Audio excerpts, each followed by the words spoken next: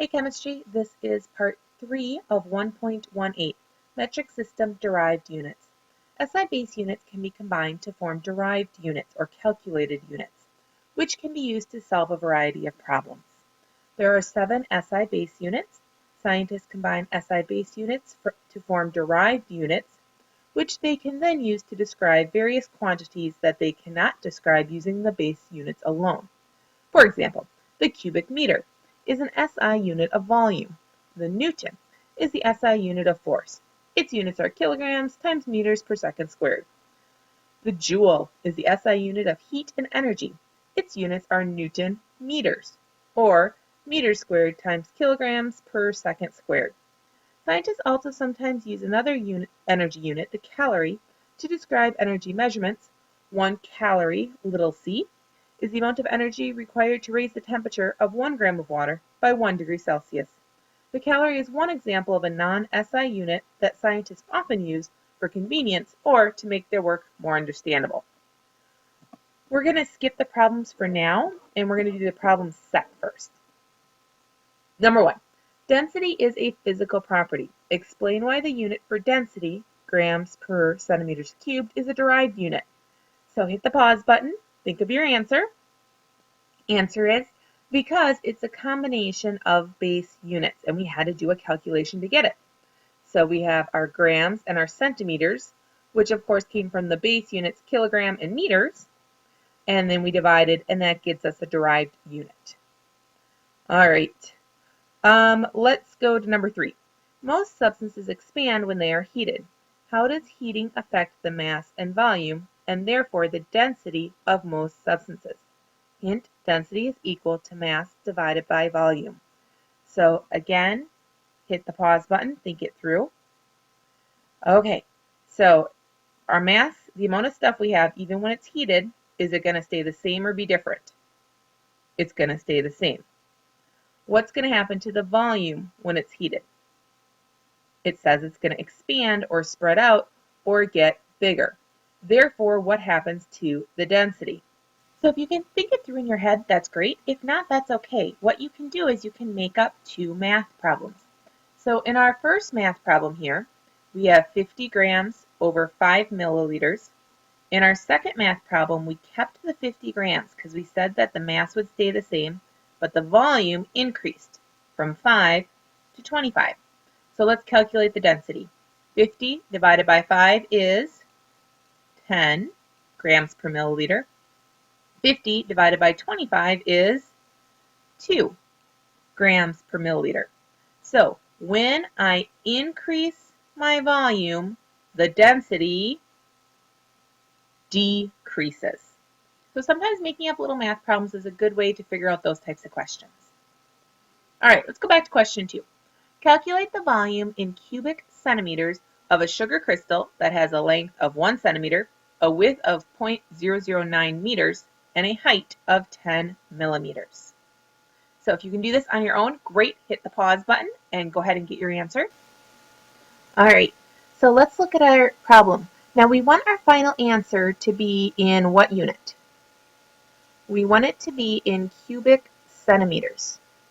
So what do we have to do before we can multiply length times width times height? Well, we need to get everything into centimeters. That one's good. So we have 1 centimeter times, now we have 0.009 meters. All right, so we have 0.009 meters, and we need to change that into centimeters. So try it on your own first. Hit the pause button. So we pretend we're a little person. We go to centi, 1, 2 hops to the right.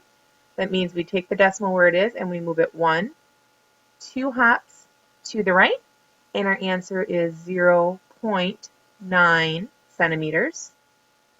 All right, so 0.9 centimeters. And then we have our last measurement, which is 10 millimeters.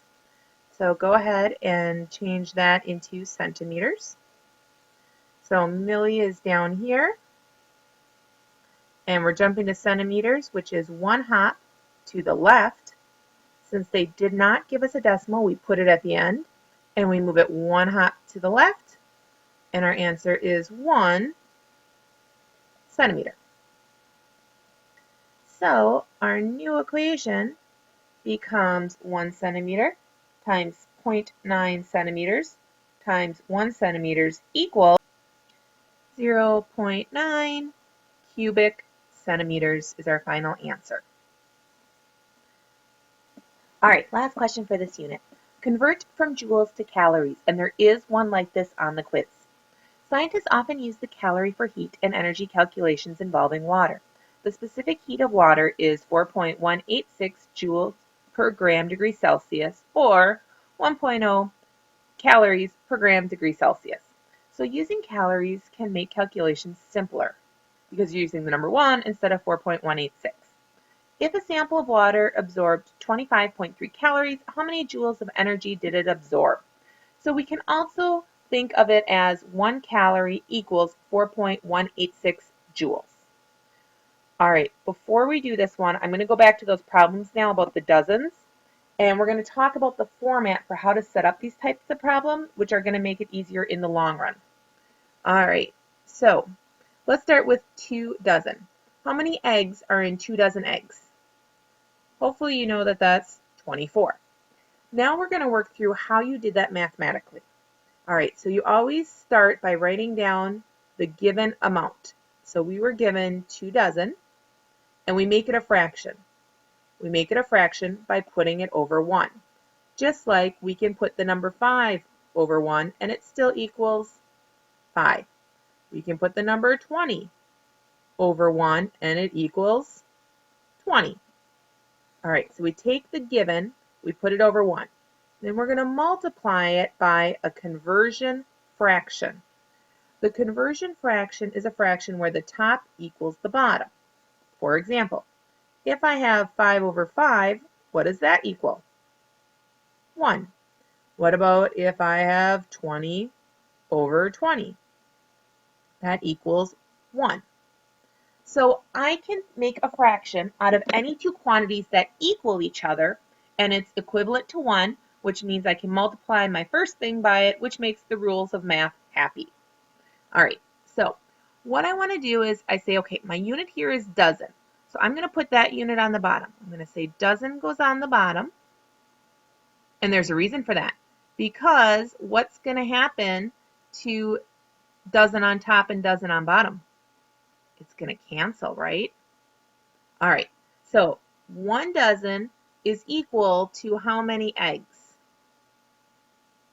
Well, it's equal to 12 eggs. My dozen cancels, and my answer is 24 eggs. So if you're thinking, I knew that, why did I have to set this up? Well, the reason I went over one that I hoped that you could do in your head is so that when you get to the problems and you're like, wait a minute, how do I do that? You can just do this easy one by yourself. Write it down in this format, and that will give you the pattern to follow. So we start with what we know. We put it over 1 times a fraction where the top equals the bottom, but they have different units. So 12 eggs equals 1 dozen. The reason I put dozen on the bottom is so that these two units cancel. And then I multiply. 2 times 12 is 24. My only unit left over is eggs, so 24 eggs. All right, so let's try another one down here. So now I have 36 eggs, and I want to know how many dozen that is. Hopefully you can do this one in your head too. If not, that's okay. So what do we write first? We write what we're given. So we're given 36 eggs. And now what do I do with that? I put it over 1. Make my multiplication sign. I make a new fraction. What has to go on the bottom of this fraction? If you're thinking dozens, because that's what happened up here, no. And this is where you got to be careful. The whole point of this is to make the units cancel. So if I want the unit eggs to cancel, it has to be on the bottom. Okay, so sometimes eggs is on top, sometimes eggs is on the bottom. It all depends what you start with and what unit you're trying to cancel out. Okay, so I know there are 12 eggs is the same as 1 dozen. So according to the math rules, I can legally do this math equation.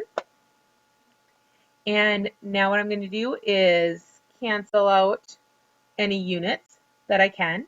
So I can cancel out eggs, and I'm going to put equals. Now, what you're doing with these is you are multiplying across the top.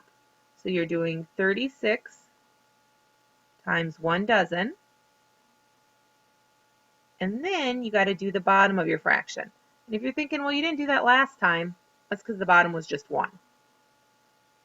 All right, so I have 1 times 12, 1 times 12, okay? And now I can reduce that and say I have 36 over 12, or I have 3, and what's my unit? Dozen. So that's the pattern, and I'm going to take a screenshot of this one and I'm going to add it to the notes so that we have an example of that, and I hope you do the same or handwrite it. All right, so now let's go back and do the math problem that they want us to do.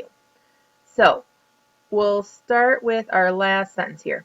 If a sample of water absorbed 25.3 calories, how many joules of energy did it absorb? So what's the first thing I'm going to write down? I'm going to write down what they gave me, which is 25.3 calories. Don't forget your units. And I'm going to put it all over 1. All right, now times another fraction. What unit has to go on the bottom of this fraction? So we're going to use the fact that 1 calorie equals 4.186 joules. What goes on the bottom? Calories or joules? Calories. Why? Why does calories have to go on the bottom? Because my calories are going to cancel. And then the equivalent of 1 calorie goes on top. So 4.186 joules goes on the top equals, I multiply by everything on top, multiply by everything on the bottom, which is just 1. So we're putting into our calculators 25.3 times 4.186, and my answer is 105, and let's go to hundredths. So what would we round this to? 105.91. So 105.91. And what are my units? The only unit I have left is joule. And so that is my answer. There you go. All right. If you feel like, oh my gosh, I have no idea how you did these, please come see me, because again, this pattern we're going to be using a lot this year. So start with what you know, put it over 1. Times it by a fraction where the top equals the bottom, or it's the same thing, but it has different units. You know which one to put on the bottom because you have to have your units cancel. Okay, so I'm going to quickly add this to our notes. Then I just wrote down the rules for you. Write the number and unit you are given, then put it over 1. Write your multiplication sign. Write a conversion fraction where the top number equals the bottom number, but they have different units. The number that goes on the bottom of this fraction must have the same units as your original number, so the units cancel. You multiply across the top, multiply across the bottom, and then you simplify. So again here, I just kind of ignored the multiplying across the bottom because they were all 1s and I had no units left over. But when we did this one, for example, multiply across the top, multiply across the bottom of your fraction, and then simplify. Again, if you need help, please come see me. Otherwise, that's it for this lesson.